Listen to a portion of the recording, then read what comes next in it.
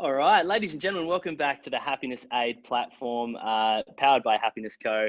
I've got an incredible woman on the platform today for you, and I've got a lot of admiration for her dealing with public pressure, public stress, public love. It's not as dirty as it sounds.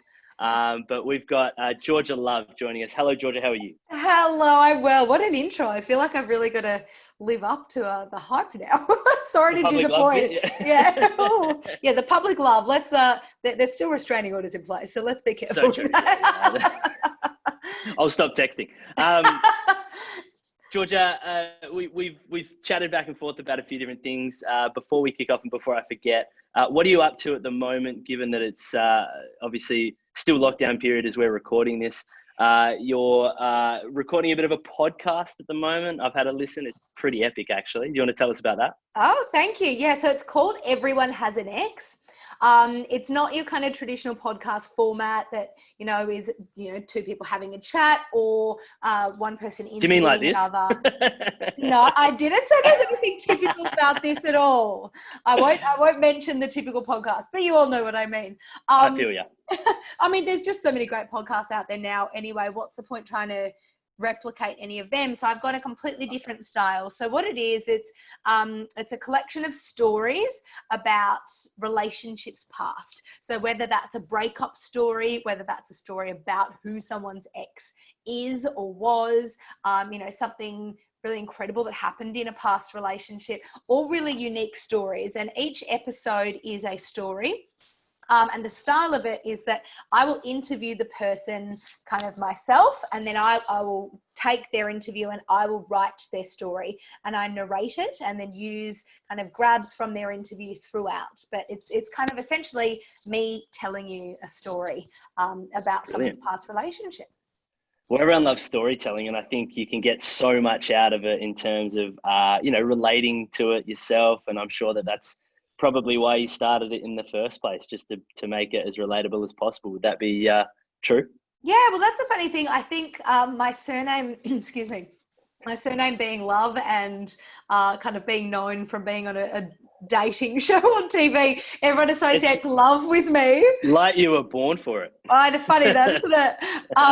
But I thought, well, there's another side to that too. And I'm always really fascinated. I think it's just a real human nature kind of voyeuristic thing. There's something really juicy about hearing like what's gone wrong or the backstories or the things that people don't always tell everyone about. So I've always been really interested in that place, but then also from a more positive point of view, the stories of how people have got to where they are, that the whole point of the title of it, Everyone Has an Ex, it might, just be a really normal, boring, just we fell out of love story. It might be a he cheated. It might be a she found someone else, or there might be some epic story that always leads to where someone is and how someone's ended up where they are in their life or in their relationships then. And I find that just as fun and exciting as the love story. Yeah, for sure. And I think you mentioned it there. We're always about that upside of things as well. And when you can relate to someone's story and maybe you're in a bit of a dark spot or you're feeling a bit low, knowing someone else has been through it, power in numbers kind of deal. Do you hope that people take something away that they can use to push through as well? Oh, 100%. So every single story that we've got on this season has ended with them saying where they're at now. And every single person, no matter what they've gone through, every single person has said, I actually wouldn't change it because it's made me the person I am now, or, it's led me into this relationship, or it's made me realize this personality trait of mine that I didn't before. So they all, end on a happy note. And I mean, they're not all sad stories either. Some of them are just epic and cool. But yeah, we certainly make sure we finish them all on a positive note, because it is something that, if you're going through a heartbreak or if you're going through a bad relationship or a breakup, it's sometimes really nice to hear about someone else who's gone through the same or worse, and that they've been able to find that light at the end of the tunnel, just to know that that is there waiting for you. Absolutely. And so, and forgive my ignorance, because I do watch a bit of reality TV, but I've never gotten really stuck into a series. I will admit I watched a fair bit of yours, and that's because Cam Cranley was on it, and I had come across him here as the personality he is. So shout out to Cam. But there's a point before the show, I'm sure, where things were difficult for you in relationships, and was it something that you went on to because of the struggles you'd had, or because you were looking for something positive? What was the catalyst for you jumping on and taking the chance? Kind of a bit of both. I'd gone through a breakup a year before I ended up going on Bachelorette. And I mean, it was a pretty run-of-the-mill breakup. I was heartbroken. The rug was kind of pulled out from under me, but it wasn't, I was just heartbroken because I thought I was going to marry the guy. Of course, yeah. And I was like on the couch with my ice cream and my best friend under a blanket watching the first season of The Bachelorette, being like, this is so unfair. Why does she get to date all these people and find love? Why can't I?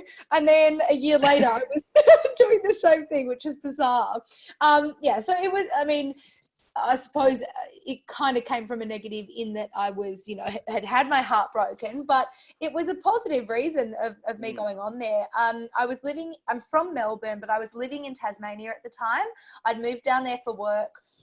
I loved my job and everything, but a couple of relationships had broken up because I'd always moved around, like moved away for my job. Nomadic, yep. Yeah, exactly. And it kind of just came to me at this time where I was like, well, maybe it's time for me to put the relationship side of things first and find the life partner that I will then create my life and work with my career around that rather than putting everything else first. So I went into it very much with that front of mind and, wanting to find somebody who I can then set up a life with rather than setting up the life on my own and hoping I find someone that fits in with that. Sure. Yeah, I love that. And everyone has their reasons for doing cool and crazy things. So I love hearing the background of all of it. It was too. I thought it can only be a positive experience at the end of the day. And like, obviously there can be negatives that come out of things like reality TV, but I went in with a really positive outlook. I just thought it's a once in a lifetime thing. The opportunity came to me. They approached me about it. Even better. Yeah, well, I thought I hate the what if, and I thought if I say no to this, imagine the years down the track, or imagine if I'm watching next season and there's some guy on there that I'm like, oh my God, what if I could have met him, That could have been mine. Exactly, and now he is. So. Exactly, yeah. No what ifs. And you've recently, when I say recently, I say let's go over the last 12 months, for example. You recently got engaged. Yeah, yep, to the guy I met on The Bachelorette. So there you go. To the guy that won and won indeed. Won my heart. Yeah, so Lee, I've met him on the show and we got engaged about 6-7 months ago now, and we're in the midst of planning our wedding. So yeah, it certainly worked out for me. I've got a lot of friends from it too. Shout out Cam Cranley, as you said, he's one of our besties, and we both met him doing the show too. So one of the best guys with a hose, isn't it? Something like that. He's a firefighter. Say that about someone I dated. Moving on, and a real pivot here. Obviously, that brought you a heap of not unwanted, but unforeseen and unprecedented attention. Even going into it, you'd get some attention, but I'm sure it's exceeded even that. I want to ask you a quick question for those that maybe are going through their own struggles, whether they're someone that wants to be influencing online, or whether they're just someone that is online and maybe is copying a bit of hate, let's call it, or heat. What's your advice for pushing through that kind of torment, because it is so prevalent in society, and this is relevant for a kid in year 8 who may be being bullied online because it's easier and more accessible than in the school, or it might be someone that's growing their stature in the influencer world, for example. So what's your advice to them? Oh gosh, there's I could talk about this for so long. I'm really quite passionate about the whole social media world. I think there are so many positives about it, but there's also a lot of negatives. And probably to, I guess, surmise the advice, it's just to always, always, always remember that you can switch off and that it's not real life. So people put their best version of their lives on there. It sounds like such a kind of basic advice because you do hear it, but it's so important to remember, and it's so easy to forget. You look at my Instagram, I'm sure you'll scroll through and you'll see, you know, photos of me out at parties and at beautiful events and getting my hair and makeup done and going out and, you know, having amazing times with friends. But you're also not seeing me, you know, on the couch on a Friday night feeling sad because we're in lockdown and I can't see my friends. You're not seeing Sure. me, you know, crying on Mother's Day because I've lost my mum, and like those things aren't on there. But even just the, you know, Tuesday night cooking dinner when I don't have hair and makeup done and I look like crap and feel like it because, you know, I've had a bad day at work, I don't put that on there. And that's the same with everyone. And I think that there can be some damage coming from when people do put things on there, like, you know, the influencers or models doing the, you know, this is me raw without makeup. That's still a version of themselves that they've chosen to put online. Mm. Most important thing any person can remember and remind themselves daily is that what you're seeing is a curated version of what someone has chosen to put on a public profile. Don't compare your life to somebody else's on Instagram or on social media or even what they're telling you they're doing, because everybody has struggles, everybody has downtimes, everybody has negatives that they're not putting out there, and it's such an easy thing to forget. And the other thing I say is about switching off. You've got this device in your hand. It's so easy to get so swept up in it and caught up in it, comparing yourself and everything. And it's not easy to just switch off because it's such a part of our lives now, but it can be. Again, it's that catching yourself. If you're in a scroll, if you're feeling that anxiety, that pressure, that comparison, and starting to feel a bit crap about yourself, remind yourself, catch yourself doing that and put your phone down. You know, even if it's go for a walk around the block and don't take your phone with you, or call a friend and talk to them rather than scrolling through and seeing what other people are doing. You know, even go have a hot chocolate or something that makes you feel good. You know, you can put it down.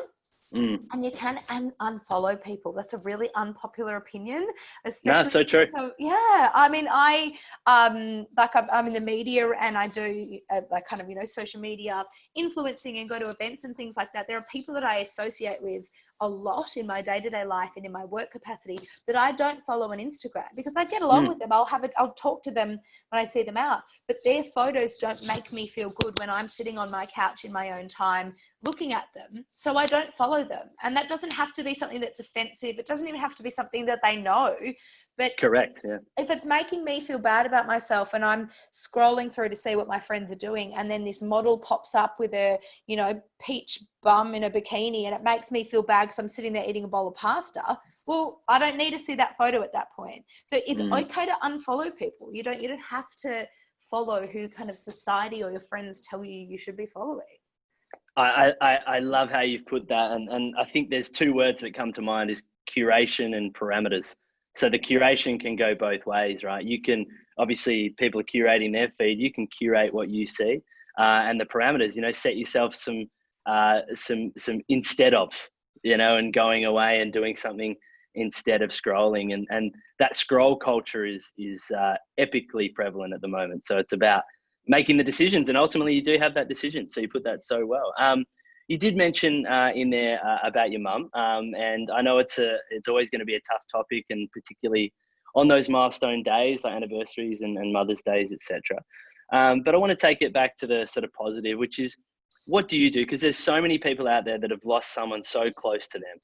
And I mentioned in our initial catch up or initial messages online that I just have a real admiration for what you put into helping people deal with things like grief and depression, etc., from your own experiences. What's your best advice for someone maybe going through the loss of a loved one, even if it's, you know, a fair way down the track? Yeah, well, it probably is for me too. It's been almost 4 years since I lost my mum, which I can't believe. But, you know, you still feel that in your guts every day. And hearing from other people who are grieving, I'll probably still feel that 25 years, however long down the track.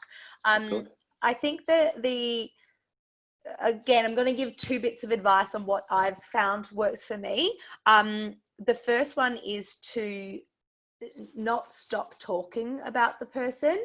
My mum very much lives on through the stories that we tell, and a really good example of that is my fiance Lee only met mum once. She passed away just straight after we met. So he didn't really know her. He only met her in the hospital. But because of all the stories we tell about her and how often we speak about her, he'll sometimes catch me and he'll go, God, you sound like your mum, or, you know, he'll say, oh, that's something your mum would say. And I find that so beautiful and heartwarming because she's living on through what we're telling about her. And that makes it easier sometimes because it doesn't feel like she's lost forever. You know, I'm not forgetting things about her where she's still kind of living on in that way. So that's something I think is really has helped me, is to kind of, you know, still talk about her and tell stories about her. And it also means people then don't feel awkward to bring her up. If someone says, oh God, sorry, I didn't mean to bring up your mum, because I'll be like, you know, oh yeah, my mum said blah blah blah blah, you know, it's that kind of nice thing to do. And my second piece of advice is to let yourself grieve, let yourself be sad. No one wants to feel sad. No one wants to grieve, believe me, but it bottles up if you don't. So some days I will wake up on a random Wednesday for no particular reason, just feeling this hole in my heart where she should be. So rather than going, all right, on with the day, it'll be fine, and then maybe a week later I break down, on those days I'll let myself, you know, for instance, sit there in bed, whether it's maybe have a little teary or look through some photos and feel sad for, you know, 10 or 15 minutes, and let myself sit in that emotion and feel that. And then I go, okay, I've done that for today. I might have this little kind of niggle in the bottom of my tummy for the rest of the day, but I've done that. I've let myself feel that. And now I can move on. And I've only learned to do that through doing the opposite. At the very start, when we first lost her, was right after the Bachelorette. So life was really crazy, and it was very easy to kind of pretend that wasn't happening. And it just kind of felt like this whole new weird life I was living. Part of that was that mum wasn't there. So it was very easy to kind of go, I'll deal with that later, I'll deal with that later. And then inevitably, of course, it all bottled up and was much, much worse. So I've learnt over time that it's better to sit in those feelings of grief and sadness and loneliness or whatever it is, to be able to sit in them for a short amount of time, but give yourself parameters around that too. You know, it's no good for anyone to sit in that sadness for, you know, 24 hours. But if you can sit in that for a little while, feel it, let yourself feel it, because then that's the way to release it. And then plan to do something positive afterwards. Plan to do something to get your mind off it after you've kind of let yourself feel it for a little while. Yeah, brilliantly put. And any sort of lived experience advice is always so powerful, because as you said, you did because you had done before. You did the new thing because you'd gone through and done the other stuff. And time spent in emotion is something that we talk about all the time here. You know, it's not the emotion that will wear you down. It's the time you spend in it, because you're always going to feel those feels.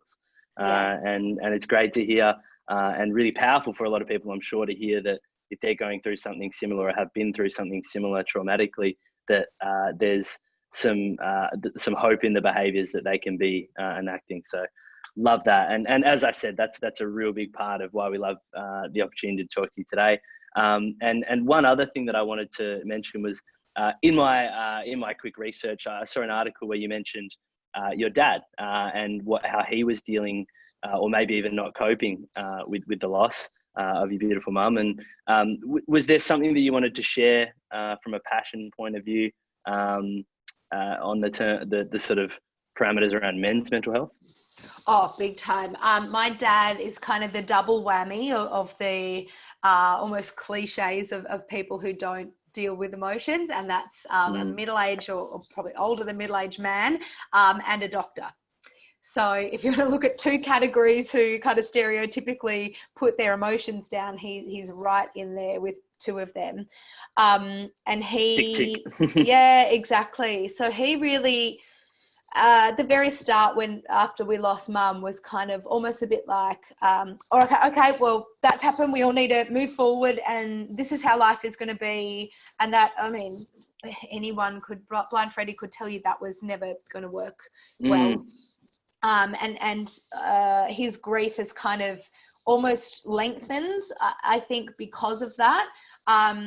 Now, it's just me and my sister, but we're both girls and we're both real girly girls, as was my mum. So we kind of tried not to let him do that. And also we were like, well, we feel awful and we are grieving and we need to grieve with you. So we almost kind of forced him to do that with us. And I think that helped him too. There's just, I don't know why, but we all know it exists. There's this certain like stigma against or around men grieving or men feeling negative emotions or men showing those emotions. But watching the difference between my dad's kind of handling and his mental and emotional state for the last 4 years compared to mine and my sister's has been huge. And so I think probably my experience, my advice from that would be, you know, the men in your life, for females, the men in your lives, like, try to like get them to be more open, try to make them talk to you. And even if it's a matter of you talking to or at them about your feelings, will kind of make them have to feel theirs too. Or if you are a man listening, try to take my experience and my advice as guidance, and, you know, let yourself feel those things, because if you do, if you talk about them, even that positive, like I say, talking about my mum all the whole time has made that a really positive, nice thing in my life. So keeping things bottled in is just, I mean, there's just so much research and anecdotal evidence about why that works. But I think that we are getting better with allowing men to be like that too, but we need to continue on that. And I think it's both genders' roles to make that a more acceptable thing. Absolutely, it is, and it's everyone within those genders as well. So men to speak to you guys personally as well. You know, hold space for those guys, and hold the line, I think, is the other thing that we always talk about, which is it might not be the first, the second, the third, or the fourth time. And Graham Cowan, who helped find Are You OK, was another interviewee the other day, and he was talking about when he was going through his tough moments, the people that we joked it was a big FU, which is actually follow up. You know, so making sure you follow up mates, and making sure that, you know, you do it once or more than once, twice, 3 times until they not fold, not crack, but give you something, and then hold that line. You know, the awkward silence in a conversation will be filled by the person that wants to share subconsciously. So, yeah, fantastic advice from your point of view. Now, I just think it's a beautiful legacy that your mum's left, not only in the world of male mental health, but in yourself, and from a point of view of all the awareness you've raised around what she went through as well. So just, to put that all into a nice little bow, just really proud of you from afar. So well done. And it must be really nice to be able to use your influence in such a positive way. Yeah, that's the thing. It's not, you know, there's no positives of someone dying of pancreatic cancer, but you can find silver linings in dark clouds. And there's certainly a silver lining in the bizarre timing and everything of losing mum, in that, you know, I have wound up with a platform to be able to talk about awareness, to be able to talk about grief and mental health and everything. And I find I get a lot of help from that. So I think if that's helping other people too, then that's a win-win. That's a pretty sparkly silver lining. That's brilliant. Using it for contribution rather than controversy, which is great. Now I've got a word association game to play with you in a second. Okay. But I've got one question which we've asked most people. We asked Justin Langer this. We asked Brad Hogg. We've asked a couple of the Eagles players over here. What's the weirdest thing? And this will be, I think you'll have one of the best. But oh God, what's the weirdest thing? Yeah, where's the weirdest? No. What's the weirdest thing you've ever read about yourself that was portrayed as true, but you knew full well was either only half true or not true? Oh, the weirdest thing. I mean, the kind of cliche one that anybody who's ever been, any woman who's ever been in the public eye has had is that I've been pregnant about 18 times, which is Congratulations. Because thank you so much. But that's always not weird. That's just kind of more normal, isn't it? Funny enough, that's what Justin Langer said. So that's yeah, more weird for him. Probably the total misconception of where I'm from. I know that's not that weird, but I find it really, really funny. I've lived in Melbourne my whole life, except for a few years that I lived in Tassie. And still now, 4 years after working on the news in Melbourne and being very much like a Melbourne socialite, I still always get articles saying, like, there's not just like, the Tasmanian journalist says, rah, rah, rah. It's like, is visiting friends in Melbourne before returning to her home and her family in Tasmania. Like quite in 10 often. years' time. That's it. Yeah, exactly. And I get That's people so who weird. I know personally every Christmas going, so are you going home for Christmas? I'm like, I am home. Yeah, that's so odd. Okay. That's a new take on it. I love that. And everyone wants to be Tasmanian, I guess. It's That's it. Actually, another one, this is maybe more Perth-centric and back to our shout out to Cam Cranley. One of the that we all find very, very funny is that, so for context, Cam was one of the the guys on The Bachelorette who I, in inverted commas, dated. And he's like one of our besties now. And every single time we hang out, there'll be some like article or controversy about us sneaking around behind Lee's back and like, did she choose the wrong guy? And we just think that's the funniest thing in the world. And you guys are a throuple now, which is so nice. Absolutely. I got 2-for-1 deal. Like I did really well on The Bachelorette. Oh, that's quality. Yeah, I'm not surprised by that. Let's get into the word association game because this can bring some other curly ones for you, but they're easy. Don't worry. I'm just going to give you a word, and I'd love a couple of words or a sentence, or if you want to go on a tangent, you're more than welcome when I give you these words. But the first one's a pretty easy one. I'm going to go with Lee. Oh, wedding. We're like deep in wedding planning at the moment. So not love or compassion or. Oh my God, I didn't even say marriage. I just said wedding. Just wedding. Give me a party and a white dress. I'll deal with the rest later. Entree, main, dessert. Alternate drop. Don't be silly. Yeah, love that. What about, let's go with media. Oh, love, hate. Obviously love because I work in the media. I'm a journalist. That's my life and that's my career. But also a bit of hate too because of being on the other side of it, being someone who's kind of been in the public eye and has received kind of negative media. So it depends if you mean Channel 10 News or you mean Daily Mail. Oh, shout out to Channel 10. First at 5. Steph Baumgartel from over here is a good friend of ours. Timmy Gossage. Next one is podcast. Everyone has an ex. Oh, well, look at that plug. That was easy. Subscribe, rate, and review. Click the link below. Let's go with trolls. Oh, word association. I won't because I think this is a family podcast. I've just had so many feelings about them. Maybe actually, we're going to go word association. I'd like to say regulation. This is a massive passion of mine. I think there needs to be regulation about social media accounts. I think that every single account should be accountable to a phone number, not an email address, because it's too easy to set up an email address and set up a fake account and troll. I think if everyone had to use their real names or were accountable by a phone number, then trolling would be almost stamped out.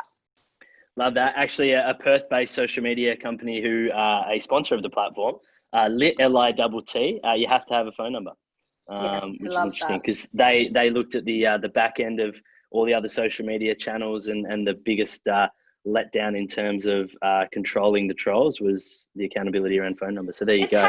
It takes something ridiculous like 3 minutes to set up an entirely new from scratch Instagram account. Bananas. And the thing is, people aren't walking up to me on the street and saying to my face, hey, you should probably lose 5 kilos. And also I think that your relationship is fake. But the number of times I get that every day online is unbelievable. Like, well, if people aren't saying it to me in the street, it means they don't want to say it to my face. They don't want to be accountable to that comment. So make them accountable online. What's the difference?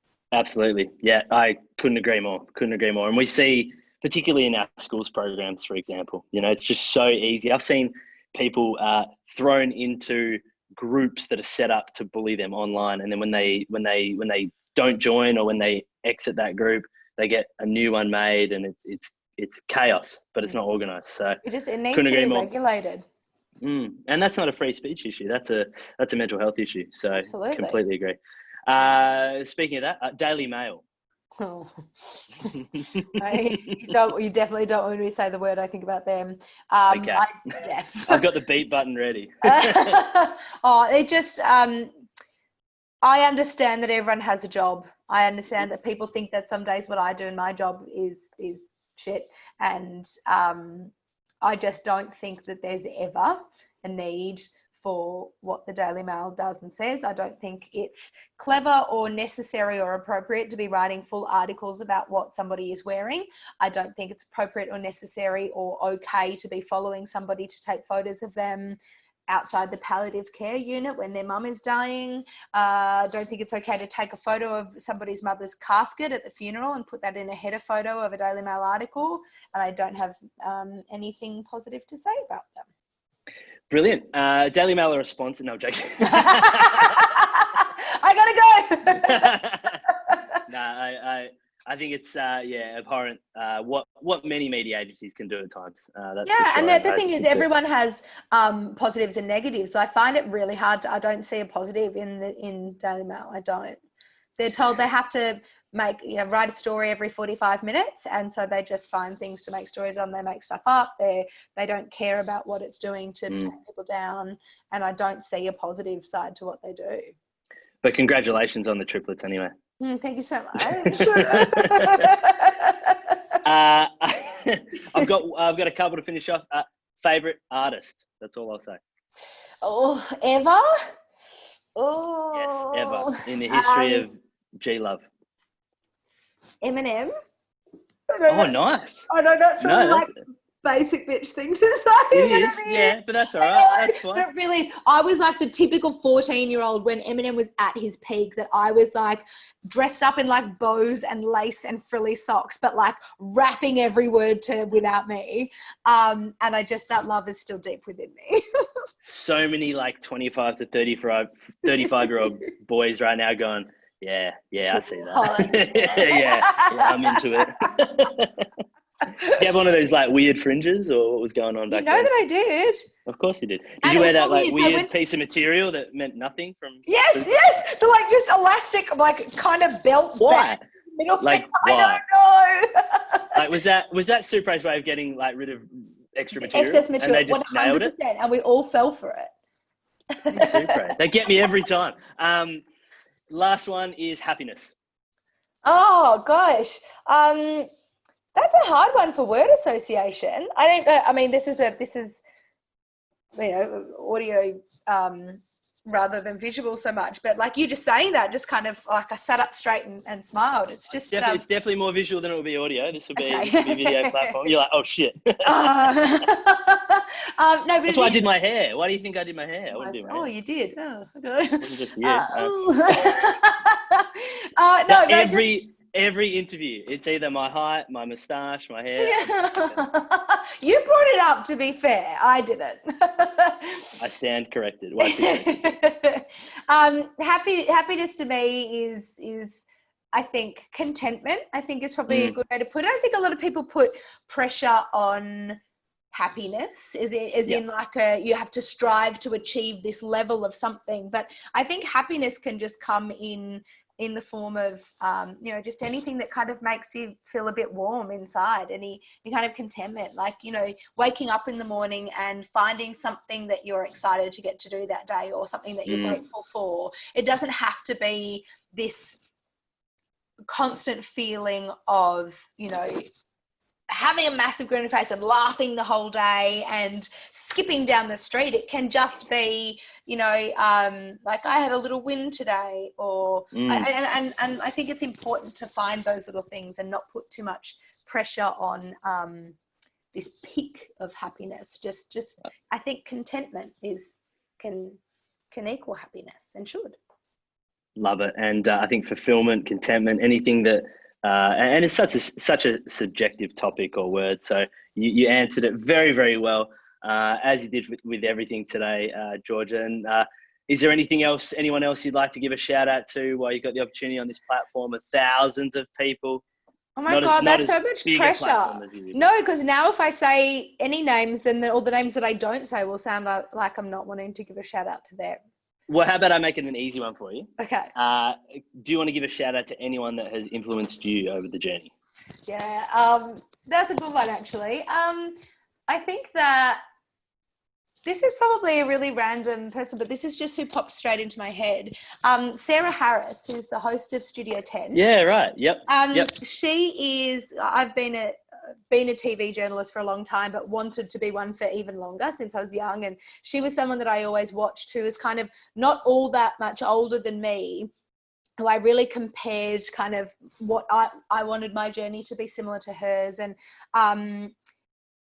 being able to have now worked with her and like not just meet her, but work with her and kind of be friendly with her in this industry has been a massive, massive kind of pat my 13-year-old self on the back moment. And she really inspires me in that she's just remained really true to herself the whole time. I don't think she realizes how inspiring she is to a lot of people. So I'd like to give a shout out to Sarah Harris. That's a brilliant one. I love that. And you talked about comparison before in a way that can be tough to deal with, but that's a great comparison when you can level out at one point and realize that you're at the same sort of echelon, which is really cool. It's just those cool things. I really remember sitting and watching her when I was, say, 15, going like, oh God, I'd love to do what she's doing. And, now I get to sit on a panel with her and I never take that for granted. I always think that's really cool. And I don't think she realizes how that, that she does that for a lot of people. Well, we'll snip this up and now she will in the preview. Maybe we can get her on the platform if you can do some influencing. I think she would love to. Beautiful. My one that I looked up to was Michael Jordan, so I'm almost there.